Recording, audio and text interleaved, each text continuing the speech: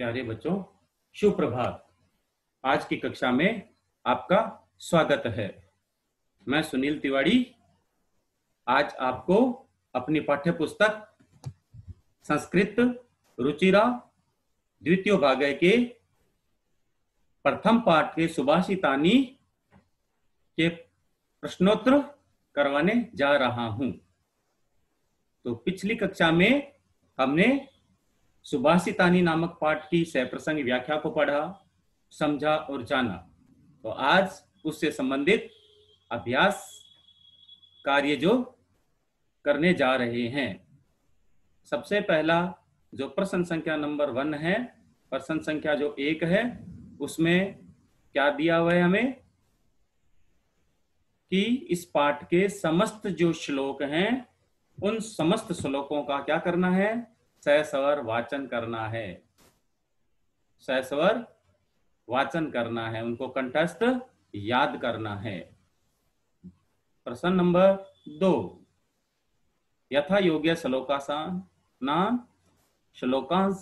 श्लोकों के अंश को मिलान कीजिए। तो यहाँ का जो विग्रह होगा वो क्या होगा, श्लोक अंशान, श्लोक धन अंशान। अंश, अंश का मतलब होता है भाग। श्लोकों के भागों को क्या करो, मिलान करो। मेलियत, मेलियत का मतलब मिलान कीजिए। तो श्लोकांशान मेलियत। तो सबसे पहले क में अपने को दे रखा है, क भाग में। तो क भाग के श्लोकों के अंश को ख भाग के श्लोकों के अंश से मिलान करना है।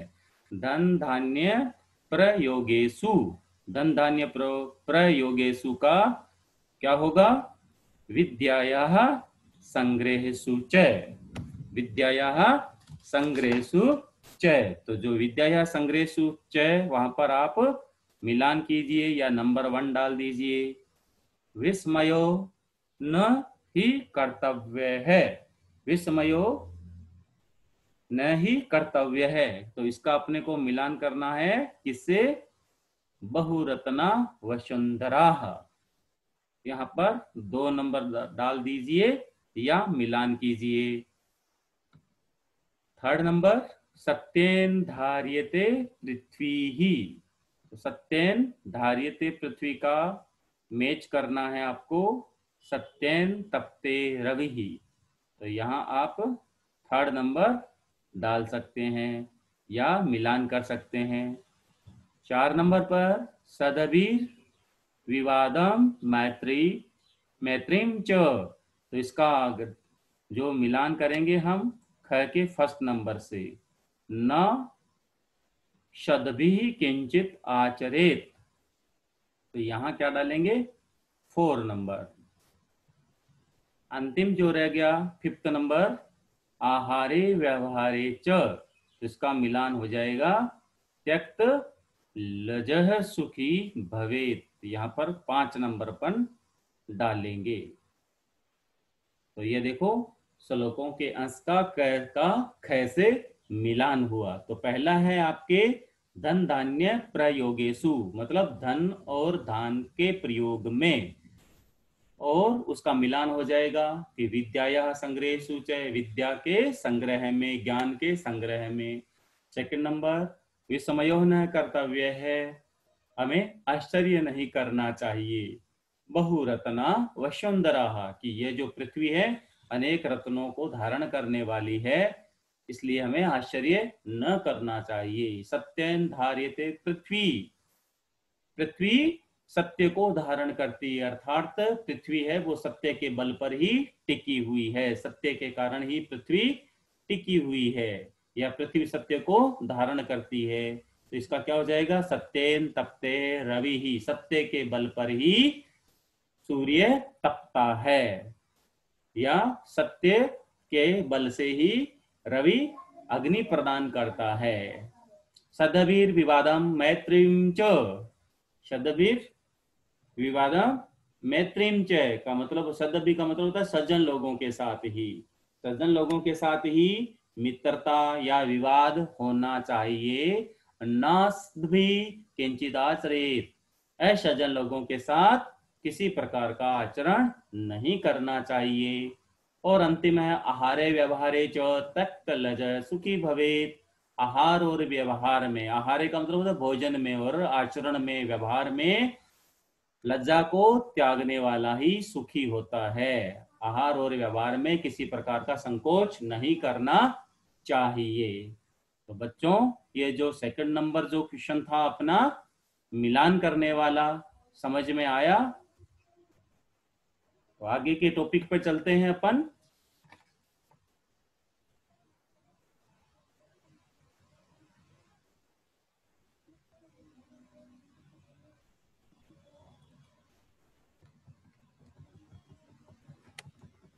प्रश्न संख्या 3, एक पदेन उत्तरत। ये जो प्रश्न दे रखे हैं, इन प्रश्नों का एक पद में उत्तर देना है। तो पहला जो प्रश्न है हमारा क्या है?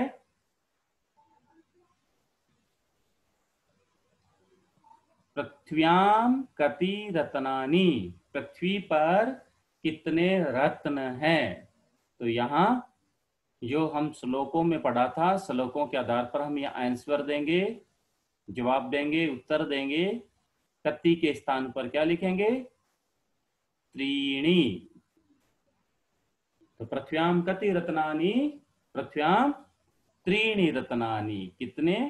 3 रत्न है। पृथ्वी पर कितने रत्न माने गए हैं? 3 माने गए हैं। तो रत्नानि बहुवचन है, त्रीणी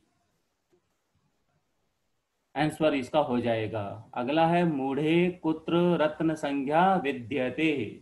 मूढ़े का मतलब होता है मूर्ख लोगों द्वारा कहाँ, यानी किनको रत्न मान लिया जाता है, समझ लिया जाता है। तो जहां पर आपके कुत्र दिया हुआ रहता है, वहां लगभग सप्तमी विभक्ति का बहुवचन आता है या सप्तमी का एक वचन आता है, यानी सप्तमी विभक्ति आती है। तो मूर्ख लोग हैं किन्हें रत्न मान लेते हैं? पत्थर के टुकड़ों को, पत्थर के टुकड़ों में। तो रामे रामियो रामेशु, ऐसे ही हो जाएगा आपके सप्तमी विभक्ति का वचन पत्थरों के टुकड़ों, टुकड़ों के कारण बहुवचन आएगा बेटा, पाषाण खंडेशु। तो इसका जो आंसर बनेगा पाषाण खंडेशु। तो या पेंसिल से इसके सामने आंसर लिखिए, पाषाण खंडेशु। पाषाण का मतलब क्या होता है? पत्थर, और खंडेशु का मतलब क्या होता है? टुकड़े। पाषाण के पत्थरों में ही रत्न मान लेते हैं, यानी पत्थर के टुकड़ों को ही, पत्थर के टुकड़ों को रत्न मान लेते हैं। पृथ्वी केन धार्यते, पृथ्वी किसको धारण करती है, या पृथ्वी किसके बल पर टिकी हुई है? तो केन के स्थान पर क्या जाएगा? सत्येन, सत्य के बल पर, सत्य के कारण ही पृथ्वी टिकी हुई है। सत्य के द्वारा, सत्य के बल पर पृथ्वी अपने आप को धारण किए हुए हैं। अगला घ नंबर देखिए, केहे संगतिम कुर्वीत, किनके साथ? तो यहाँ पर केहे तृतीया का बहुवचन है। केहे किनकी संगति करनी चाहिए? तो किनकी करनी चाहिए? इस पाठ के अनुसार, सुभाषितानी के अनुसार हमें सज्जन लोगों की संगति करनी चाहिए। तो सज्जन लोगों को के लिए हमारे पास शब्द आया इस पाठ में, शद भी ही। क्या आया? शद भी ही। तो ये लिखेंगे सदभी। आप यूं भी लिख सकते हैं इसको, श अदद और भी, ह शद भी है। सज्जन लोगों की संगति करनी चाहिए, सज्जन लोगों के साथ ही रहना चाहिए। लोके वशीकृति काहा, लोके का मतलब होता है संसार में, यहाँ सप्तम विभक्ति का एक वचन।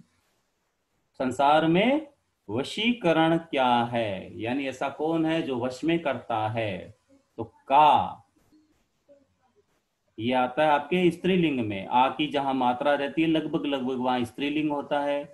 तो यहाँ इसका आंसर बनेगा आपके क्षमा।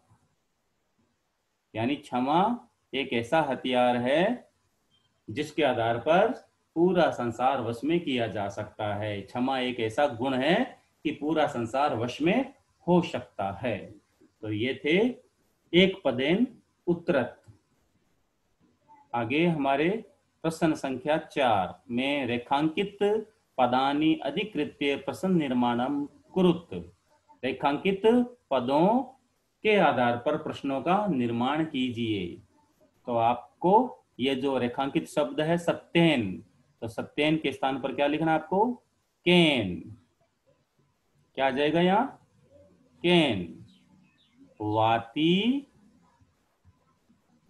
केन वाती वायु, केन वाती वायु, और प्रश्नवाचक चिन्ह लगाओगे। तो ये आपके फर्स्ट नंबर का आंसर बना, केन वाती वायु। यानी वायु किससे बहती है? वायु सत्य से ही बहती है, सत्य के बल पर ही हवा बहती है। सदभि एव सह शीत। सदभि, सदभि का मतलब होता है सज्जन लोगों के साथ ही रहें, ठहरें, सज्जन लोगों के साथ रहना चाहिए। तो सदभि ही आपको ऊपर बताया मैंने के है क्या है? बहुवचन तृतीया का। तो यहाँ पर सदभि के स्थान पर क्या आ जाएगा आपके? कहे। कहे एव शह आशीत। मिला करके लिखेंगे तो क्या हो जाएगा? साहाशीत। और विग्रह करेंगे तो सह धन आशीत। अगला देखिए, बहु वसुंधरा बहु रत्ना भवती। वसुंधरा मतलब पृथ्वी, पृथ्वी अनेक रत्नों वाली होती है। तो यह स्त्रीलिंग का एक वचन है। तो स्त्रीलिंग के एक वचन के लिए मैंने आपको बताया आ की मात्रा का शब्द यानी का बहु रत्ना भवती। क्या आ जाएगा? प्रश्नवाचक चिन्ह। कौन अनेक रत्नों वाली होती है? विद्यायाः संग्रहेषु, विद्या के संग्रह में त्यक्त लजय सुखी भवेत्। तो यहाँ पर विद्यायाः के स्थान पर क्या आ जाएगा? कस्याः।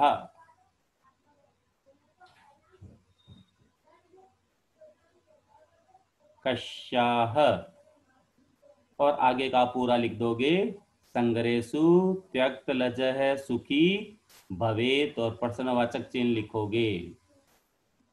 अगला देखिए ड, सदभि मैत्रीम कुर्वीत। सज्जन लोगों के साथ ही मित्रता करनी चाहिए। तो यहाँ पर आ जाएगा किनकी मित्रता करनी चाहिए? तो आप आंसर क्या लिखोगे? सदभि किम कुर्वीत। सज्जन लोगों के साथ क्या करना चाहिए? किम का मतलब होता है क्या।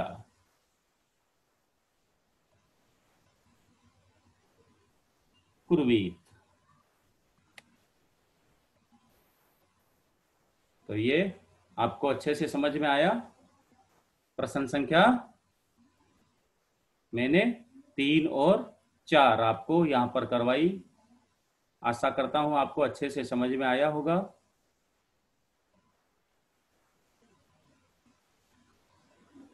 तो मैं इनको क्लियर करता हूं और आगे प्रश्न संख्या 5 की ओर बढ़ते हैं। क्या करते हैं? प्रश्न संख्या 5 की ओर बढ़ते हैं।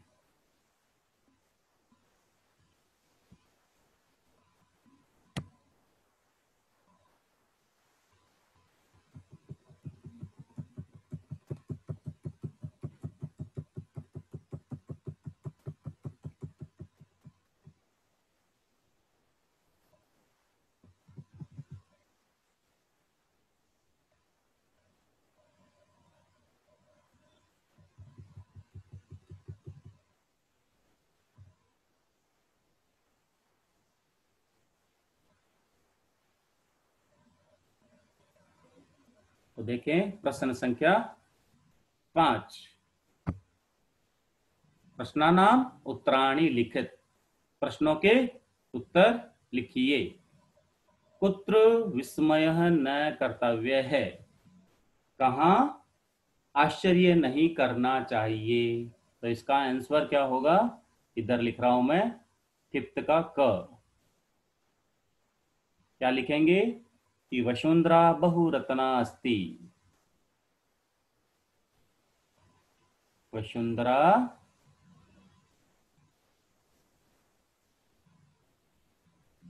बहु रत्ना अस्ति। ये जो पृथ्वी है ये अनेक रत्नों वाली है। अत्र विस्मय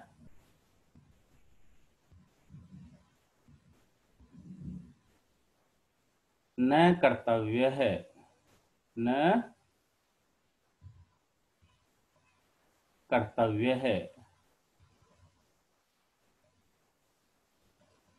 ये पहले का आंसर लिखोगे आप कि पृथ्वी है वो बहुत रत्नों वाली है, यहाँ आश्चर्य नहीं करना चाहिए। तो कुत्र का मतलब हो गया कहाँ, यानी पृथ्वी पर। आगे देखो, पृथ्व्याम त्रीणि रत्नानि कानि, पृथ्वी पर 3 रत्न कौन कौन से हैं।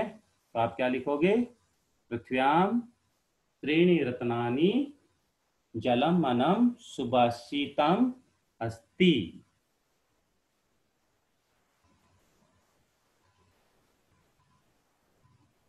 पृथ्व्याम त्रीणि रत्नानि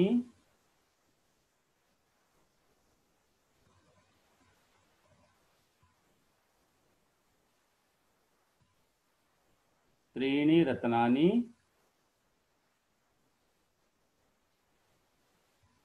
पृथ्व्याम त्रीणि रत्नानि अन्नम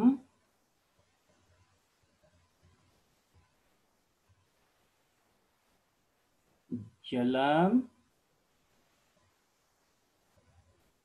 सुभाषितम।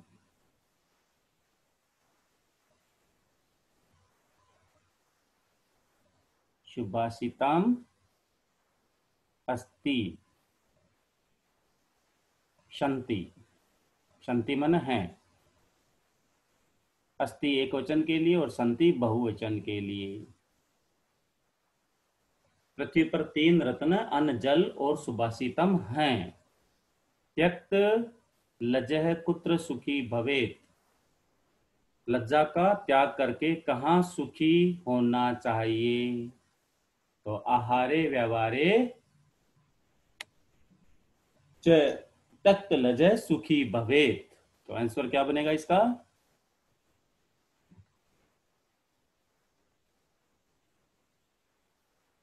आहारे व्यवहारे च त्यक्त लजः,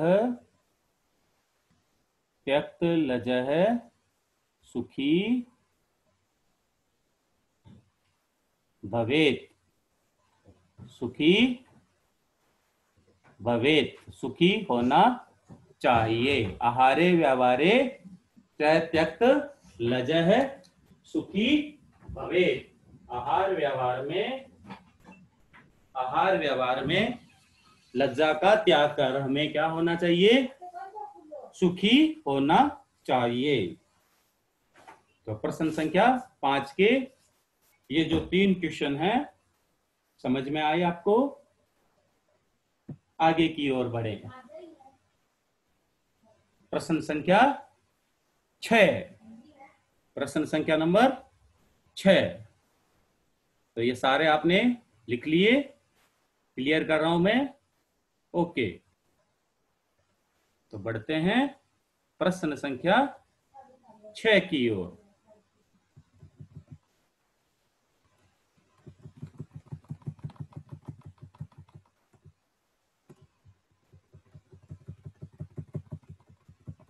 प्रश्न संख्या 6 में अपने को मंजूषा दे रखी है और मंजूषा से जो शब्द है वो हमें लिंगों में लिखने हैं कि कौन सा पुल्लिंग है, कौन सा स्त्रीलिंग है और कौन सा नपुंसकलिंग है।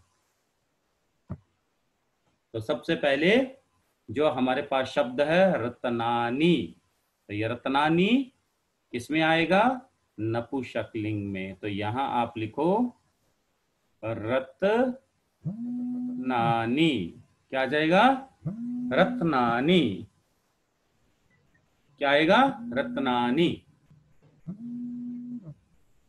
अगला जो क्वेश्चन है, सॉरी, अगला जो शब्द है हमारे पास वसुंधरा। तो वसुंधरा शब्द है आपके स्त्रीलिंग में। किसमें? स्त्रीलिंग में आएगा ये वसुंधरा। किसमें है? वसुंधरा। नेक्स्ट शब्द है हमारे पास सत्येन। तो जो सत्येन शब्द है ये आ जाएगा नपुंसकलिंग, नपुंसकलिंगम, सत्येन।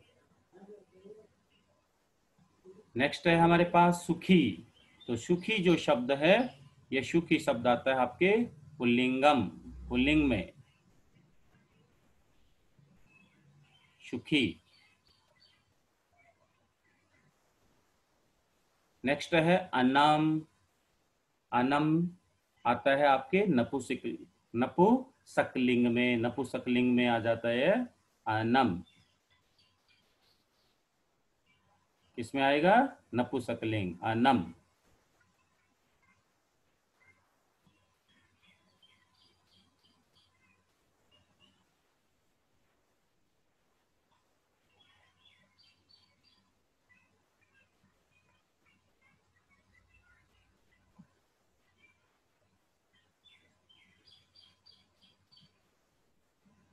यहां लिखेंगे अनम,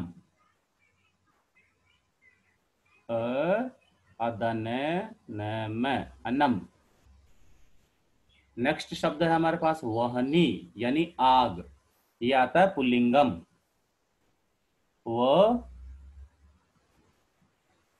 वहनी। है के अंदर न आएगा वहनी, या इसको आप यूं भी लिख सकते हैं वहनी, वहनी। नेक्स्ट है आपके रवि। रवि भी पुल्लिंग में आता है आपके, रवि शब्द पुल्लिंगम। पृथ्वी स्त्रीलिंग में, पृथ्वी जो शब्द है स्त्रीलिंगम। संगतिम, यह भी स्त्रीलिंगम। संगतिम, संगतिम भी किस में आएगा? संगतिम भी किस में आएगा? स्त्रीलिंगम। तो ये सारे आपको लिंग समझ में आए। क्वेश्चन नंबर 7 की ओर बढ़ते हैं। कहां बढ़े? 7 की तरफ। क्वेश्चन संख्या 7 में हमें बताना है कि कौन सी मूल धातु क्या है, मूल क्रियाएं क्या है। तो यहाँ प्रश्न संख्या किसमें जाए? प्रश्न संख्या किसमें जाए? 7 में। 7 में पदम और धातु दे रखी अपने को करोति। तो करोति का जो करोति जो शब्द है उसकी मूल धातु है क्री। पश्य मूल धातु है इसकी दृश्य। ब्रैकेट में अपन पश्य धातु लिख सकते हैं। पश्य से इसके लट लकार में रूप चलते हैं। भवेत मूल शब्द, मूल धातु है इसकी भू, और भव से भी इसके जो शब्द रूप चलते हैं, सॉरी धातु रूप है इसके भव से चलते हैं। तिष्ठति, यह मूल धातु स्था, और इसके जो धातु रूप चलते हैं आपके तिष्ठ से। कहीं स्था से चलते हैं, कहीं इसमें दृश्य से, लेकिन मूल रूप से पश्य, भव और तिष्ठ ठीक है, और मूल धातु इनकी मानी जाती है क्री, दृश, भू, स्था। तो प्यारे बच्चों, आज का हमारा जो पहला पार्ट था, पहले पार्ट से अभ्यास संबंधी कार्य संपूर्ण हुए। आपको इन सभी प्रश्नों को अपनी फायर नोटबुक में लिखना है, अभ्यास पुस्तिका में लिखना है, और इन सबको अच्छे से याद करना है। लेखन, सुंदर लेखन का आप हमेशा ध्यान रखेंगे कि जितनी अच्छी अपनी राइटिंग होगी उतने ही अच्छे अपने को क्या होंगे,